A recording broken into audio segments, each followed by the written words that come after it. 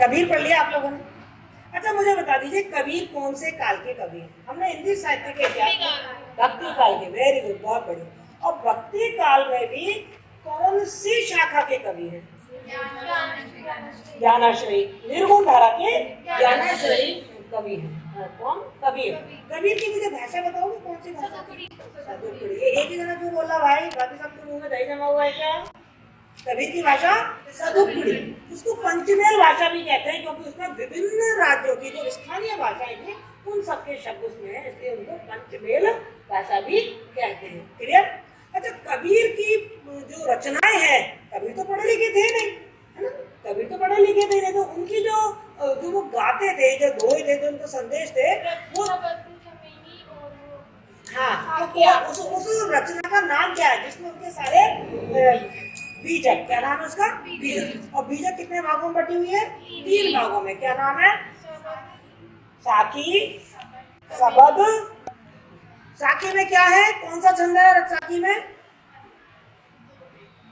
और सबद में? और रवेनी में? चौपाई।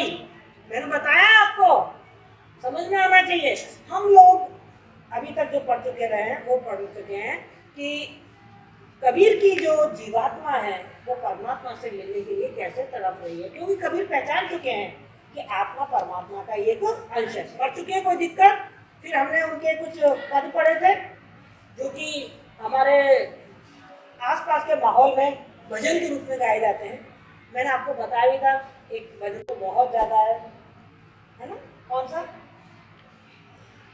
हम ऐसे गोविंद, हम ऐसे अपराधी। ठीक है? अच्छा कल तक जो हमने कबीर के बारे में पढ़ा, यदि इसके बारे में आपको जरा सी भी कोई संशय है तो मुझे बता दीजिए कि मैडम ये चीज दोबारा पढ़ा, तब आगे बढ़े,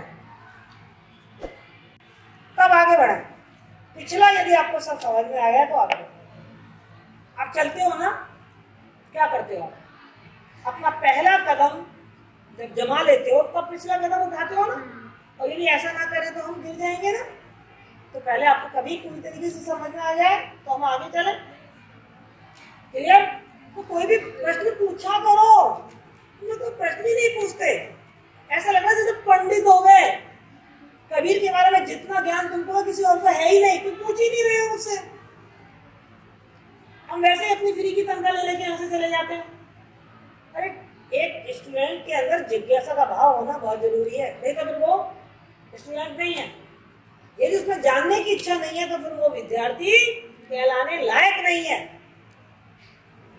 और ऐसा कुछ है नहीं आपके पास कि आपको सब कुछ आता हो। अभी मैं पूछना शुरू करूं भावार्थ, और पता है आप प्रश्न क्यों नहीं पूछ रहे हो? आप प्रश्न इसलिए नहीं पूछ रहे क्योंकि आपको सब कुछ आता है। आप प्रश्न इसलिए नहीं पूछ रहे, आपने निकाली पढ़ाई तो आपको मालूम ही नहीं है क्या आता है और क्या नहीं आता है। बेटा मैं आपको बार बार कहती हूँ, जो मैं यहाँ पढ़ाती हूँ ना उसे एक बार घर जाके जरूर और फिर जो समझ में नहीं आएगा ना उस पर टी लगा दिया। देखो मैं आपको एक फॉर्मूला बताती हूँ, LTR। LTR ये पढ़ने का सबसे अच्छा तरीका।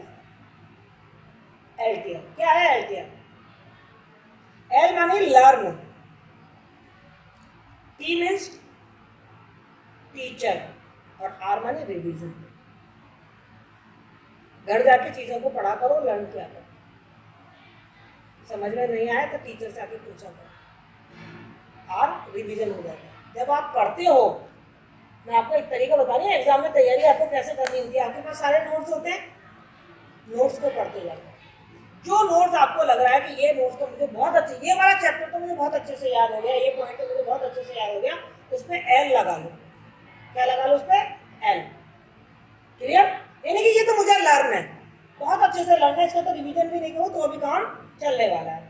और उनमें से कुछ प्रश्न ऐसे होंगे जो कि आपको समझ में तो मतलब समझ में नहीं आया तो लर्न कैसे करूँ? समझ में ही नहीं आ रहा तो लर्न कैसे करूँ? तो समझो तो किससे? टीचर से। तो उस पर टी लगा दो। क्या लगा दो? उस पर टी लगा दो। यानी कि ये टीचर से पूछना है। और कुछ आपको ऐसे प्रश्न मिलेंगे या कुछ ऐसे बिंदु मिलेंगे जो आपको समझ में आ गए हैं पर पक्के याद नहीं है, उन पे R लगा दो। यानी कि उनका रिवीजन करना बहुत जरूरी है।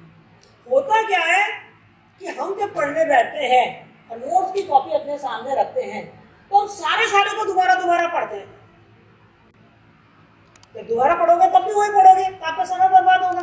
लेकिन जब आपके नोट पे एल लग रहा है जिस पर, तो उसको आप दोबारा नहीं पढ़ेंगे, समय की बचत हो गई, मेहनत की बचत हो गई। और जब आप क्लास में आते हो, अब मैं आपसे पूछ रही हूँ, बेटा बताओ कोई प्रॉब्लम है क्या, तो आपको याद ही नहीं है मैडम से क्या पूछना है, तो आपके नोट में टी लगा हुआ है, फौरन आपने प्रश्न मैडम से पूछ लिया, इस पर टी लग रहा है मैडम से पूछो, इस पर टी लग रहा है मैडम से पूछो। क्योंकि देखो हम जब कॉलेज में आते हैं तो कोई एक सब्जेक्ट तो पढ़ नहीं रहे हैं। अभी हो सकता है आप पॉलिटिकल साइंस की क्लास से आए हो, हिस्ट्री की क्लास से आए हो, या किसी और की क्लास से आए हो, दिमाग से उड़ गया कल जो पढ़ा था, प्रॉब्लम तो कल बहुत आई थी तो दिमाग में नहीं आ रहा, और जब लिखा हुआ होगा तो आपको फौरन याद आ जाएगा टी, इस पर टी लग रहा है, ये टीचर से पूछना।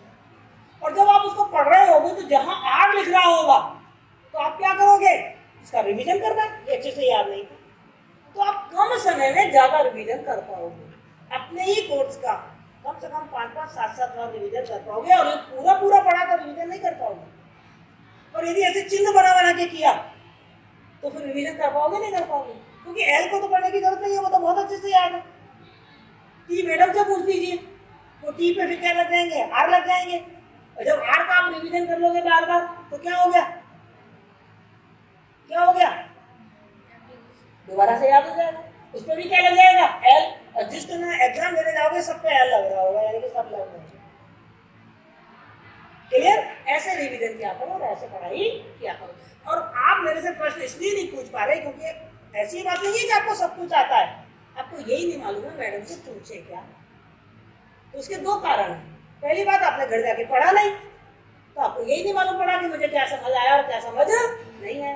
दूसरी बात, यदि आपने पढ़ा भी है तो आपने इस तरह निशान नहीं लगा रखा, तो आपके दिमाग से वो प्रश्न भी उड़ा हुआ है, दिमाग में नहीं आ रहा है कि कौन सा प्रश्न मैडम से पूछना है। क्योंकि होना ये चाहिए कि आपको प्रश्न पूछ के हमारे नाक में दम कर देना चाहिए। हम क्यों हैं यहाँ पर, तुम्हारे प्रश्नों का उत्तर देने के लिए यहाँ पर। हमें फ्री में तनख्वाह नहीं मिलती है, आपको पढ़ाने के लिए तनख्वाह मिलती है।